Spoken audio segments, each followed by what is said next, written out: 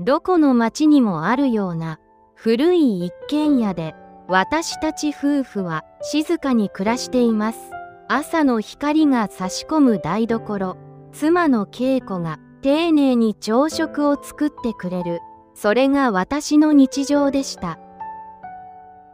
特別な不満もなく、穏やかな日々。ただ、いつからでしょうか、ほんの少しだけお腹のあたりが重たいような気がしていました。年のせいかな、そうつぶやきながら、いつものように前日の残りのご飯を取り出す。タッパーに入った少し冷たくなったご飯、レンジでぬくめればいつだって温かくなる。そう信じて疑わなかった当たり前の風景、それが全ての始まりでした。私の口癖はもったいないでした。戦後の苦しい時代を見てきた親の背中を見て育ちましたから、食べ物を粗末にするのはどうしても心が痛むのです。妻が少し多めに作ったおかず、冷蔵庫に入れておけば翌日も美味しく食べられる、そう思っていました。お昼時、一人で食べる昼食、昨日の残りのチャーハンをしっかりとレンジで温める。湯気が立ち上がり、見た目は作りたてと同じ。なのになぜか一口目が重く感じられるようになりました。喉を通るのが少しだけ遅いような。食べた後、いつもならすぐに動き出せるのに、椅子から立ち上がるのが億劫になっていく。胃の奥の方がじわじわと張るような感覚。最近食が細くなったね。夕食の席で恵子が心配そうに私の手元を見ていました。いや、大丈夫だよ。作り笑いを浮かべながら私はお茶を濁しました。ただの老化だと自分に言い聞かせながら。1ヶ月が経つ頃、私の体は明らかに悲鳴を上げていました。朝起き上がれないのです。胃がキリキリと痛み、体全体が重い泥に沈んだようで、トイレに行く回数も増え、慢性的な下痢が私を苦しめていました。ある週末、息子の直樹が久しぶりに帰省してきました。食卓に並ぶ恵子の手料理、私はほとんど箸をつけることができませんでした。父さん、痩せた？直樹の鋭い視線。恵子が小さくため息をつきました。そうなのよ、最近何を食べてもお腹の調子が悪いみたいで、私は必死に言い訳を探しました。ちゃんと温めて食べているよ。冷蔵庫の残り物も熱々にすれば安全だから。その言葉を聞いた瞬間、直樹の顔が曇ったように見えました。自分の体が衰えていくのを家族に見せるのがこれほど辛いとは思いませんでした。情けなくて申し訳なくて、胸の奥が締め付けられるようでした。直樹は静かにスマートフォンの画面を私に見せました。そこには聞き慣れない言葉が書かれていました。セレウス菌？直樹がゆっくりと語り始めました。父さん、ご飯やパスタはね、一度冷めると熱に強い菌が増えることがあるんだ。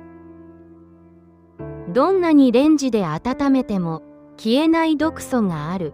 老化した胃腸にはそれが大きな負担になる。その事実を知った時、目の前が暗くなる気がしました。恵子が私のために一生懸命作ってくれた料理、それを大切にしようとした私のもったいないが、自分の体を傷つけていたなんて知らなかったんだ。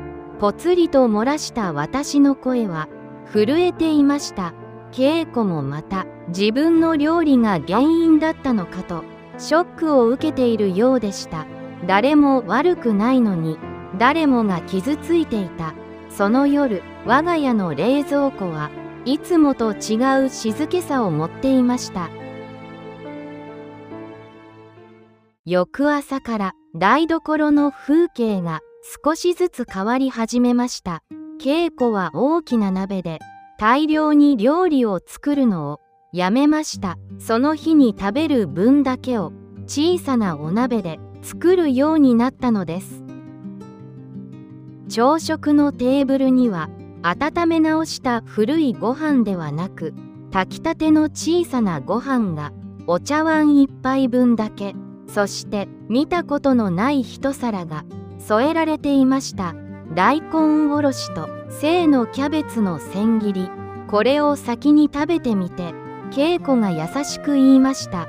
生の野菜に含まれる新鮮な酵素が弱ったお腹を助けてくれる。直樹が教えてくれたことをすぐに実践してくれたのです。残り物をタッパーに入れる時もルールが変わりました。温かいまま放置せず、すぐに冷ましてから冷蔵庫の奥へ、そして翌々日までは絶対に引っ張らない、もったいないの基準を食べ物から私たちの体にシフトしたのです。